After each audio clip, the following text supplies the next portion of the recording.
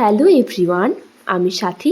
আমার নতুন আরও একটা ভিডিওর সাথে তোমাদের সকলকে জানাই অনেক অনেক স্বাগত। আজ আবারও নিয়ে চলে এলাম আরও নতুন একটা ভ্লগ। আশা করি তোমরা সকলেই অনেক অনেক ভালো আছো এবং সুস্থ আছো। আমরাও সকলে খুব খুব খুব ভালো আছি। আর ভালো তো থাকতেই হবে, কারণ সামনেই যে পুজো। পুজোতে কার কী প্ল্যানিং রয়েছে ঝটপট করে একটু বলে ফেলো তো। যদিও আমার এই বছর সেরকম আলাদা করে কোনো প্ল্যানিং নেই, কারণ এই বছর যে এই ছোট্ট ছানা বাচ্চাটা আমার সাথে রয়েছে, ওকে নিয়ে আলাদা করে কতটা কি ঘোরাঘুরি করতে পারবো সে সম্পর্কে আমি এখনও কিছু ভাবনা চিন্তা করিনি। আসলে বাচ্চা নিয়ে কতটা কি করে ওঠা যায় সেটা নিয়ে কিছু এখনও ভাবা হয়নি। যাই হোক, ইচ্ছা আছে ওই সন্ধ্যের দিকে একটুখানি বেরোবো, এই আর কি।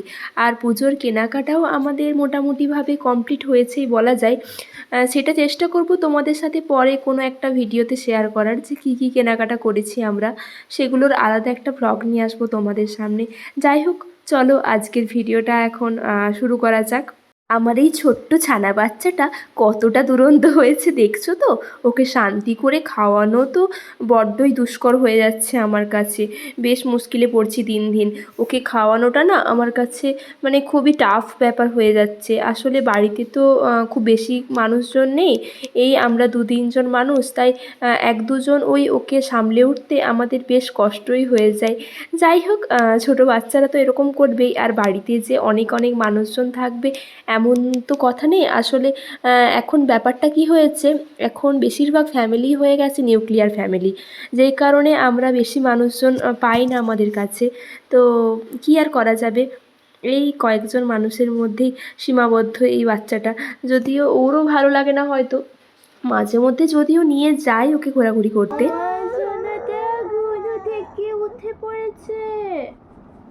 ওমা ওমা ওমা ওমা, উঠেছ? ঘুম থেকে উঠে পড়েছ? মা, এখন তো সন্ধে হয়ে গেল। আমি তো কখন থেকে অপেক্ষা করছিলাম আমার মাটা কখন উঠবে, আমার দুধটা কখন উঠবে, আমার সন্তুটা কখন উঠবে, আমার মাটা কখন উঠবে।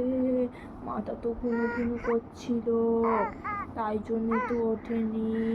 বর্ষাতে একটু ঘুমো পায়, একটু মেঘলা ওয়েদার হলে ঘুমো পায়, মাথার ঘুমো পেয়ে যায়। আমার সোনা মাথার ঘুমো পায়। চলে এসো, ও মায়ের কোলে চলে আসে মাটা।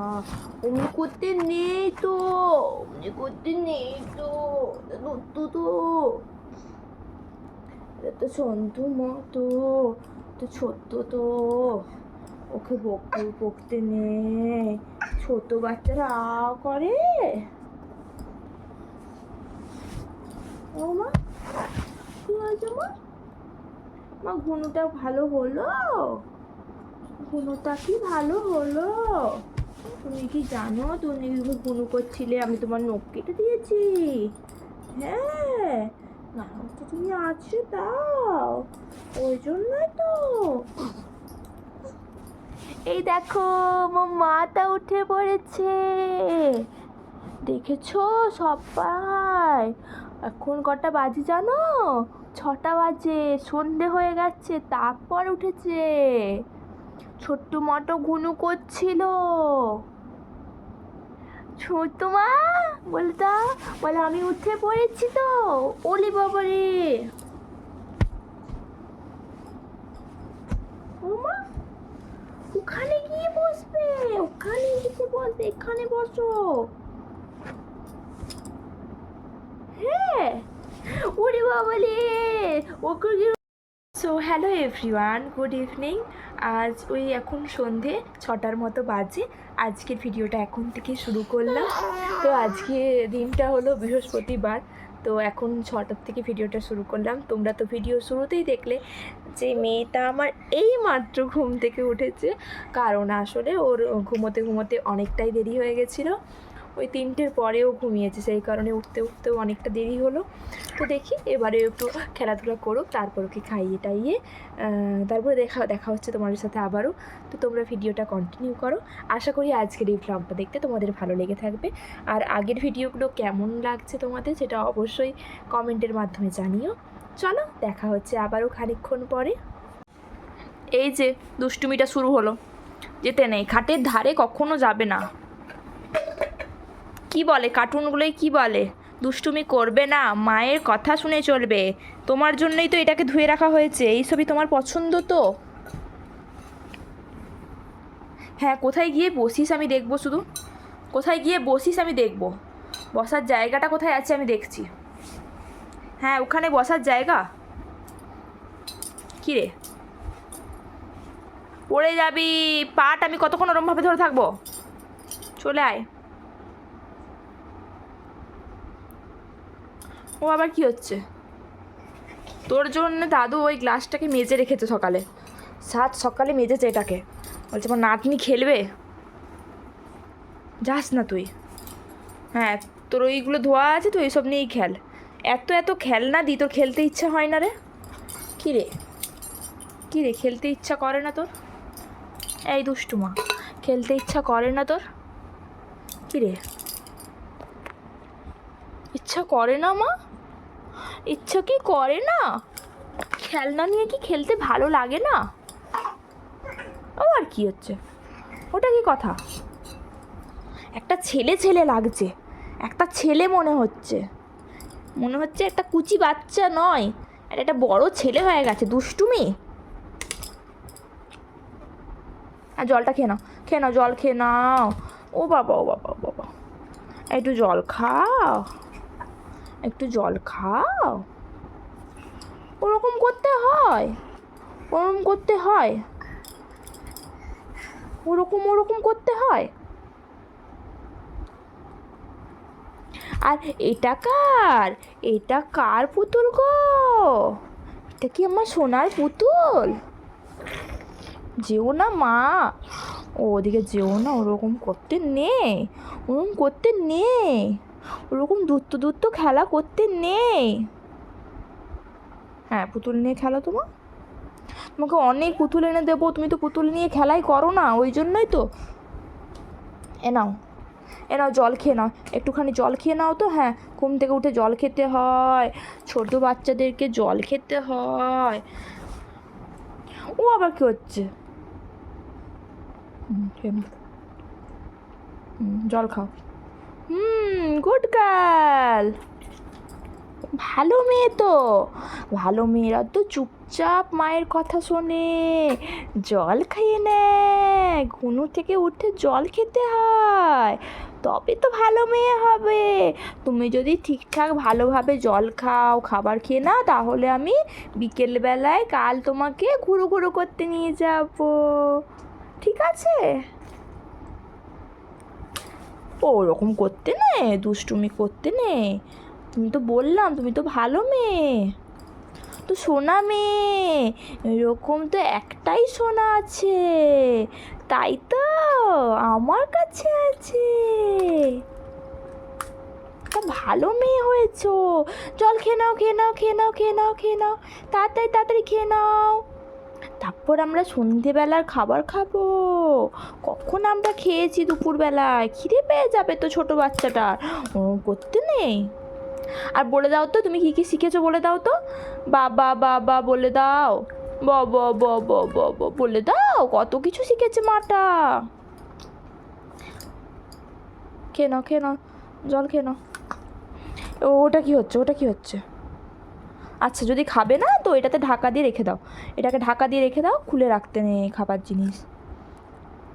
এরকম করে নেবে, এটাতে ও বাবা জল পড়বে বিছানাতে মা।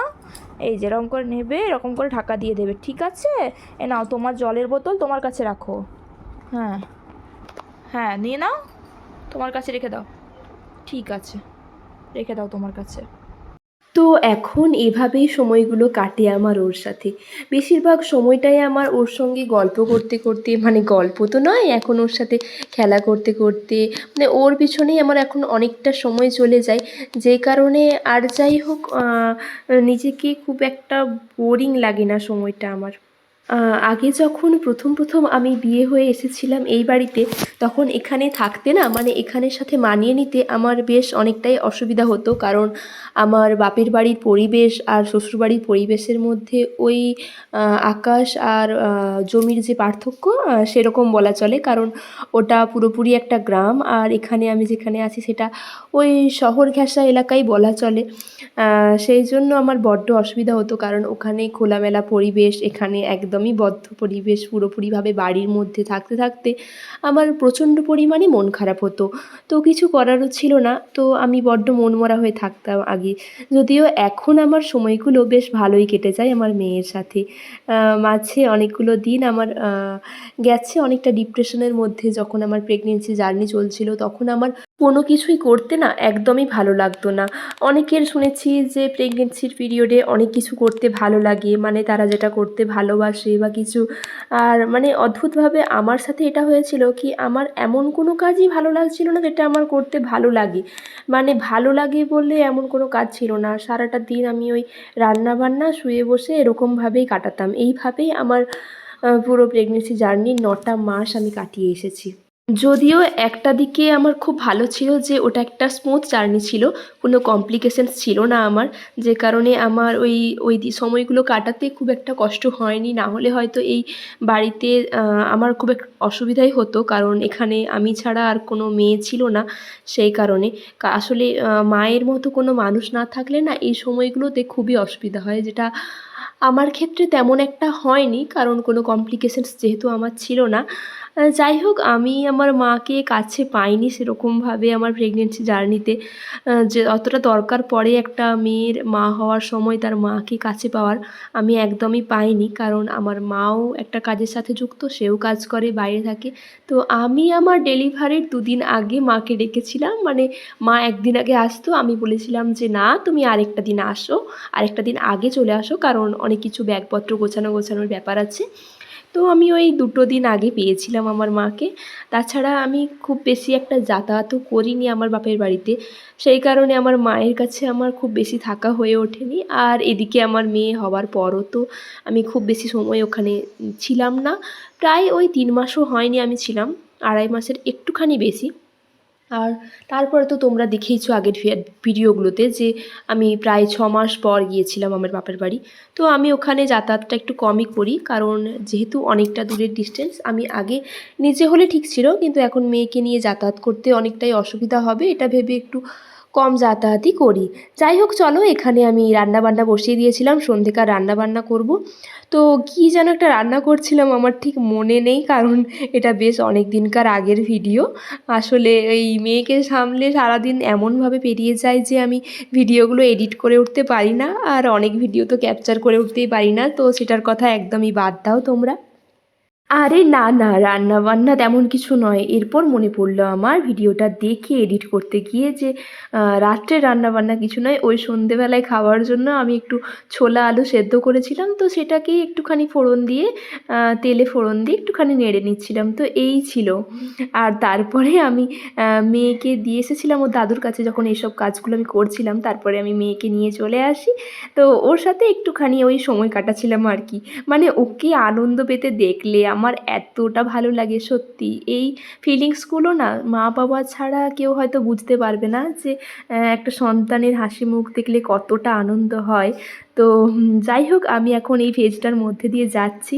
তো বড্ড ভালো এই জার্নিটা, এটা বলতে পারি যে হ্যাঁ, মা হওয়ার অবশ্যই কষ্ট আছে অনেক। মা হওয়া মুখের কথা নয়, এটা একদমই ঠিক। তো একটা ভালো কিছু পেতে গেলে আমাদেরকে তো একটুখানি সাফার করতেই হবে, একটুখানি কষ্ট সহ্য তো করতেই হবে, যেটা করে এসেছি বা করছি এখনও। তো সেটা করি বলেই হয়তো এখন আমার সন্তানের হাসি মুখটা আমি দেখতে পারছি। যাই হোক, এই হাসি মুখটা দেখলে না সমস্ত কষ্ট যেন এক নিমেষেই কোথায় যেন গায়েব হয়ে যায়, নিজেও বুঝতে পারি না। আশা করি এটা প্রত্যেকটা মাই রিলেট করতে পারবে নিজের সাথে, যেটা আমিও এখন বুঝতে পারছি। তো আজ অনেক কথা শেয়ার করে ফেললাম তোমাদের সাথে। কথা বলতে বলতে আসলে কি জানো তো, বাঙালির এটা স্বভাব যে কথায় কথায় কথা বাড়িয়ে ফেলে, মানে এক কথা বলতে বলতে কোথায় চলে যায়। যাই হোক, চলো আবার পরে কথা হবে তোমাদের সাথে। তো এরপর আমি মেয়েকে ওপরে দিয়ে চলে এলাম নিচে রান্নাবান্নাটা করতে। রান্নাবান্না আমার করাও মোটামুটি প্রায় হয়ে গেছে। তো তোমাদের সাথে এখন ভাবলাম যে শেয়ার করি যে রাত্রিবেলায় আমি কী কী রান্নাবান্না করলাম। সেরকম কিছু না, অল্প স্বল্প কিছুই রান্না করেছি। বাইরে তো বৃষ্টি হচ্ছে, এরকম ওয়েদার। তো রাত্রে আশা করি এগুলো দিয়ে খেতে বেশ ভালোই লাগবে। তো চলো তোমাদেরকে দেখাই যে কী কী রান্নাবান্না করলাম। আর কাল তো ডালিয়ার খিচুড়ি করেছিলাম, ওই জন্য আজ আর ডালিয়া করলাম না, আজ ভাতই খেয়ে নেবো আমরা সবাই। তো চলো শেয়ার করি তোমাদের সাথে যে কী রান্নাবান্না হলো আজকে। তো এখানে আমি সেদ্ধ ডাল করেছি। তো এই ডালটা সেদ্ধ করে ওপর থেকে এরকম তেল দিয়ে এরকম আর লঙ্কা তেল ভেজে জিরে দিয়ে, এটাকে কি বলে আমার ঠিক জানা নেই। যাই হোক, তো এটা খেতে আমাদের বেশ ভালোই লাগে। তো ডাল সেদ্ধ হয়েছে, এদিকে হচ্ছে ডিমটাকে ভেজে একটা ওই তরকারি মতো বসা তরকারি মতো করবো। তো এটাও আমরা খেতে বেশ ভালোবাসি। ডিম ভেজে এরকম ভেতরে মশলা ঢুকে গেলে না, এটা খেতে বেশ টেস্টি হয়। আর ওদিকে আমি ভাত করে নিয়েছি। তো ভাত আলু সেদ্ধ দেওয়া আছে। তো ওই আলু সেদ্ধটাকে আজকে ভালো করে ঝাল করে মাখবো। আর এই ডিমের একটা তরকারি আর এই ডাল, তো এটা দিয়েই আজকে আমরা রাত্রের খাওয়া দাওয়াটা সেরে নেব। আর ওদিকে মেয়েকে তো আজকে রাত্রিবেলায় আমি দেবো, কী বলে, সেরেলেক খাওয়াবো। কয়েকদিন সাবুর খিচুড়ি খাওয়াচ্ছিলাম, তো মাঝে মধ্যে ওরকমই চেঞ্জ করে খাওয়াই। আসলে সেরেলেকটা না বারবার খাওয়াতে খুব একটা ভালো লাগে না আমার। বেবি ফুড খুব একটা বেশি না খাওয়ানোটাই ভালো বলে মনে হয়। তো সেই কারণে যাই হোক, একটা দিন খাইয়ে দেবো আজকে। চলো তোমার সাথে আবার পরে দেখা হচ্ছে। এখন ওই 9টা বাজতে যাই।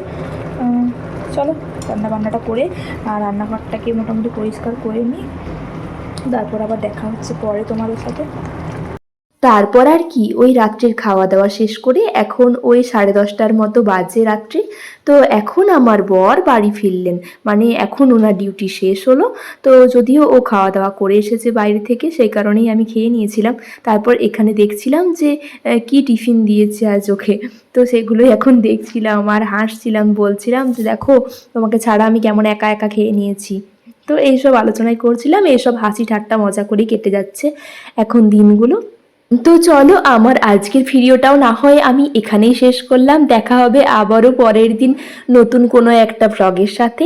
ততক্ষণের জন্য সকলেই খুব খুব খুব খুব ভালো থেকো, সুস্থ থেকো। আবারও নিয়ে আসবো পরবর্তী কোনো একটা ভ্লগ। অনেক অনেক গল্প করব সেদিন তোমাদের সাথে।